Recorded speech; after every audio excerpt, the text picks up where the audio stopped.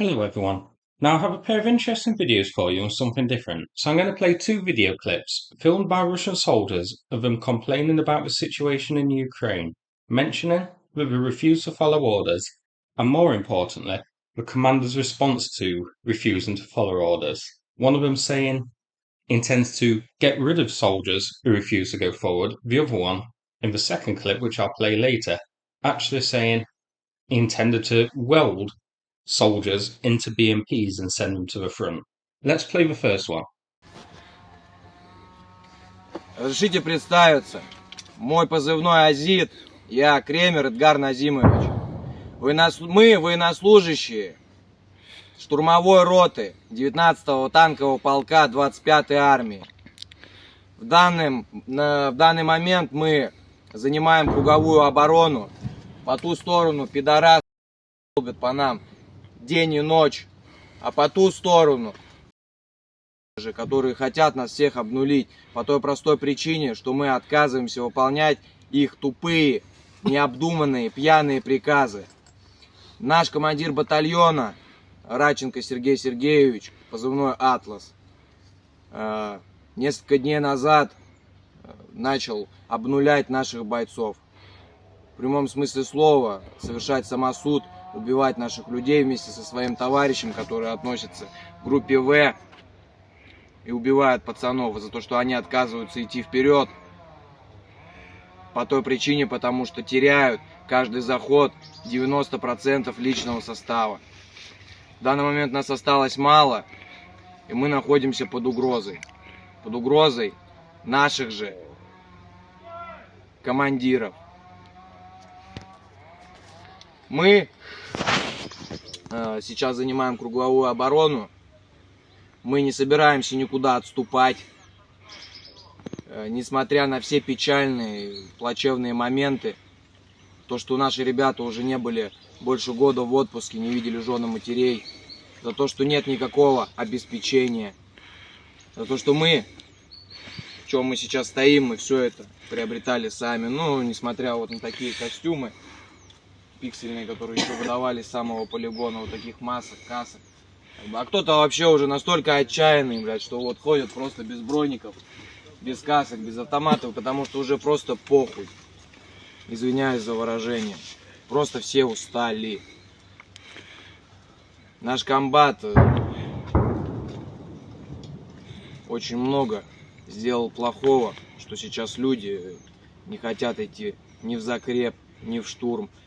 Именно под его командованием.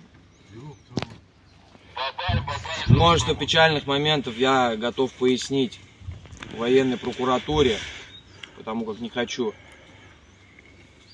говорить здесь на это видео много, так как нас слушают не только наши люди, которые мы сейчас защищаем, против которых мы воюем. Прошу разобраться, прошу, одна надежда на контрразведку, ну и, соответственно, на вышестоящие структуры, которые в силах просто с позывным «Атлас» и «Феникс». So this first video is from a company from the 19th Tank Regiment. I did a bit of looking online and I found a few videos recently showing them in the area shown here. So it's in the Kremener axis, operating towards the Ukrainian village of Torska. The video which I saw showed a bunch of them getting drone dropped, so I can see why the 19th aren't in the best of moods. So summarising, this chap Azid is basically saying men are refusing to follow idiotic orders, which I would assume is the same as my old Command and Conquer Red Alert type tactics of just throwing men and vehicles at a place until some get through, which we see time and time again with videos shared by Ukraine of Russian offensives. He reports a 90% casualty rate each time. He also says the commander is neutralising soldiers for refusing to follow the orders, and also complains about lack of leave and lack of equipment.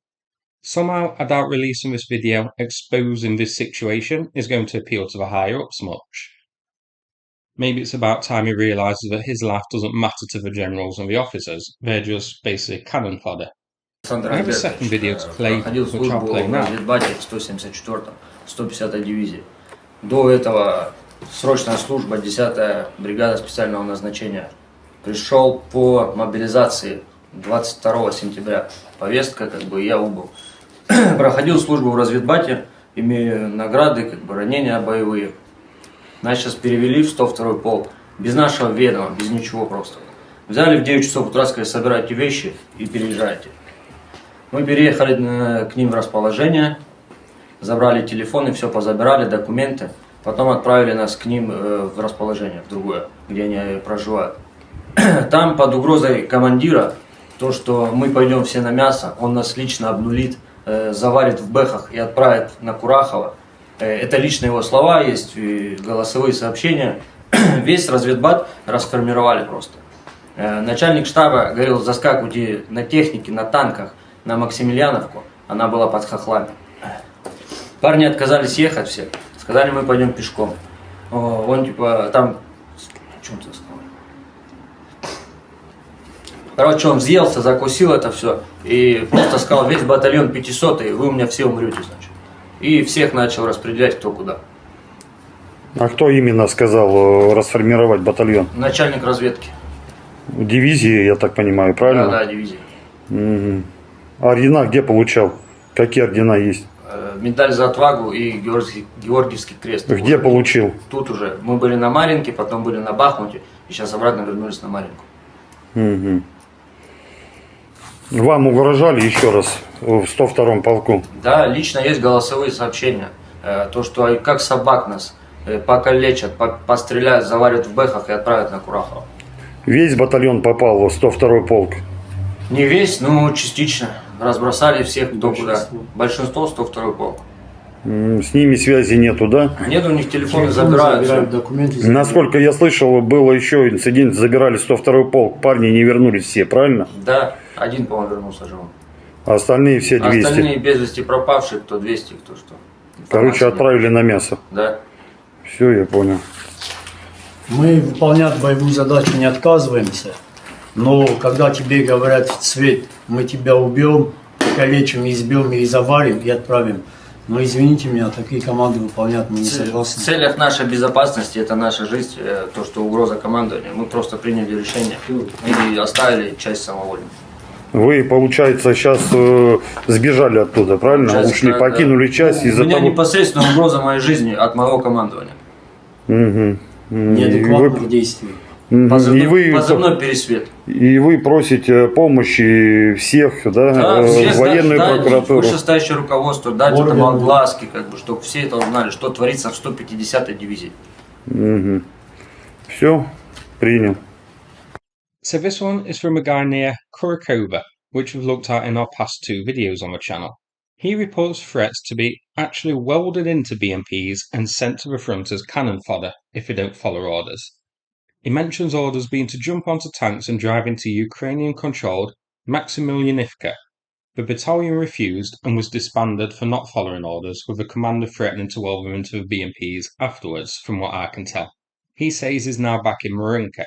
So we have had reports of Russia doing similar, having blocking units to stop them retreating and that sort of thing. But they were rumours, we didn't really have confirmation of it.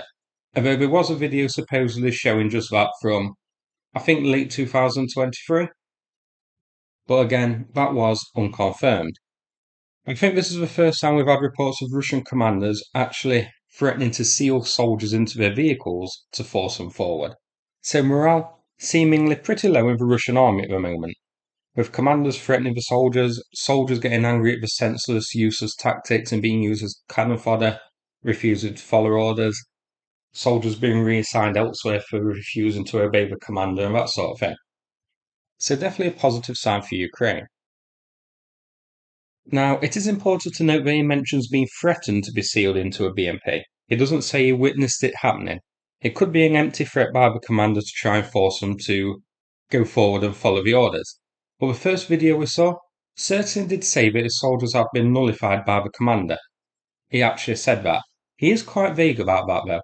Whether he means the commander took them into the woods and gave them the old yellow treatment for not following orders, or if he means nullified as in just being ordered to be part of the human wave and sent senselessly into Ukrainian drones and artillery, I don't know. But this is more confirmation than what we've long suspected. The Russian higher-ups just don't care how many BMPs or tanks or troops are lost, as long as they can report to the higher-ups that they've advanced another 100 yards. Or, I should amend to possibly confirmation.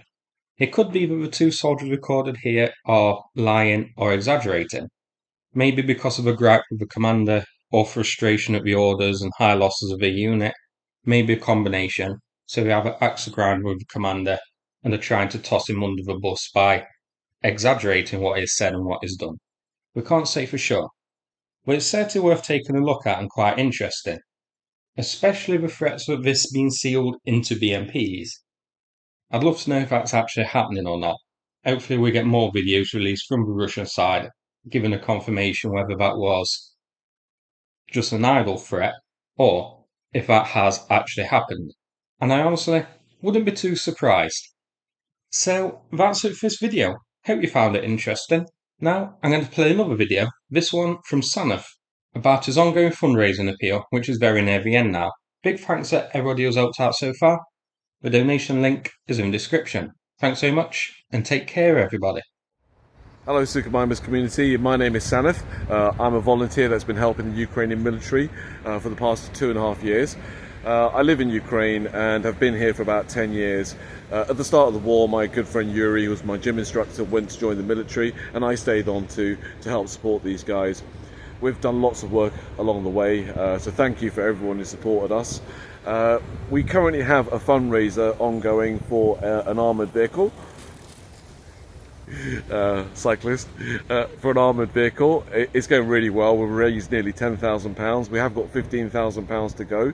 The vehicle has already been purchased and is now at the garage. It's having a BMW engine installed, and then it will be taken to Ukraine to have the ceramic and Kevlar armaments installed.